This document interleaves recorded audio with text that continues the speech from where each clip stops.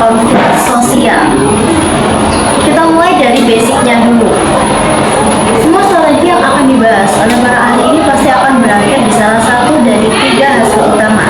Yang pertama ada win-win solution, keduanya menang, tujuan tercapai, dan happy ending.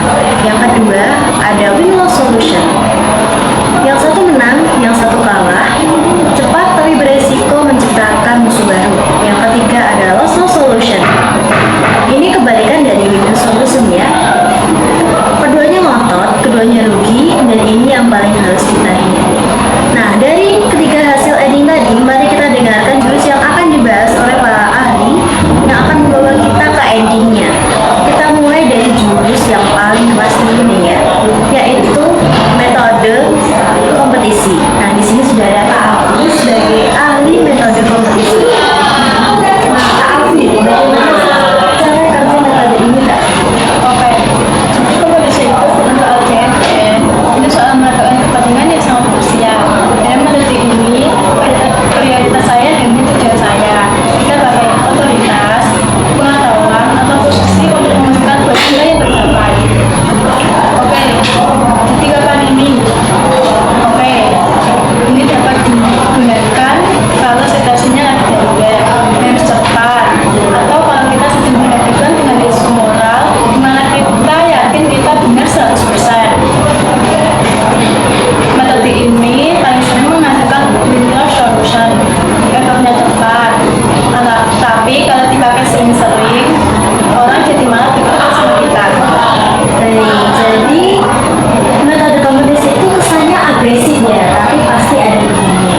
Baiklah, kita lanjut ke metode selanjutnya, yaitu metode kolaborasi. Masih sudah ada Kak Vika sebagai ahli metode kolaborasi. Kak Vika, jelasin dong gimana kolaborasi bisa menciptakan win-win solution yang ideal. Oke, jadi kolaborasi adalah seni mencari solusi kreatif. Intinya goal Anda dan goal saya sama-sama penting. Kita harus membongkar, mencari masalahnya sampai ke akar, dan kita harus jujur terhadap kebutuhan kita. Ini membutuhkan effort dan waktu yang paling banyak. Tapi keunggulannya, solusi yang dihasilkan itu paling kuat. Yang penting yaitu kita merasa benar. Ini adalah satu-satunya metode yang menghasilkan win-win solution. Nah, jadi kalau Kak Alfi fokusnya kemana? Kita ini fokusnya ke bareng-barengan gitu ya. Kita lanjut ke metode selanjutnya, yaitu metode menghindari. Nah, Kak Mega ini jagonya ahli menghindari. Kak Mega, apakah ini benar-benar bisa menyelesaikan? Apakah ini benar-benar solusi atau hanya menunda masalah?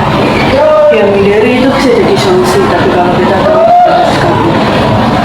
menghindari berarti kita menganggap itu tidak penting atau menghindari.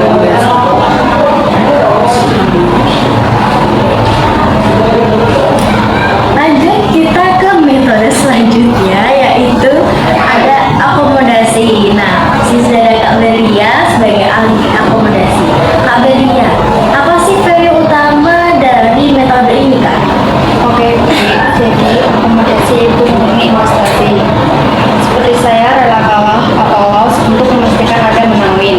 Tujuannya untuk menghargai lebih berharga daripada isu yang sedang dibahas. Contohnya, kita mengalah soal lokasi rapat demi senior. Isunya tidak terlalu penting, tapi kedekatan dengan senior itu penting. Jangan sampai kebablasan. Kalau kita akomodatif terus-menerus, kita akan kehilangan identitas dan orang akan menganggap kita lemah. Keseimbangan itu kuncinya. Oke, sekarang kita ke metode yang paling akhir. Di sini sudah ada Kak Cindy ya, sebagai ahli kompromi ya.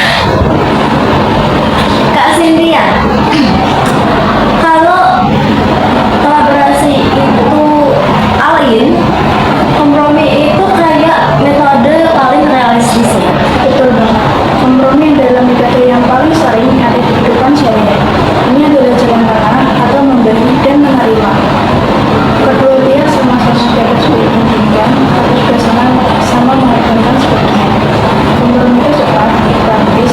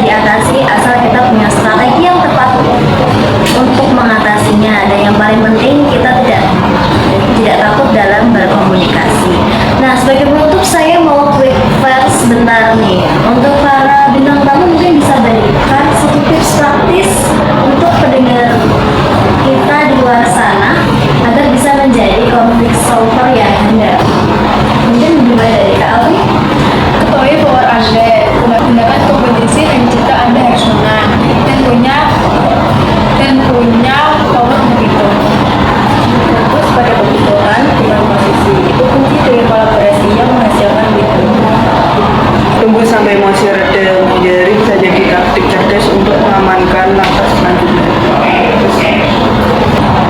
Kavelia?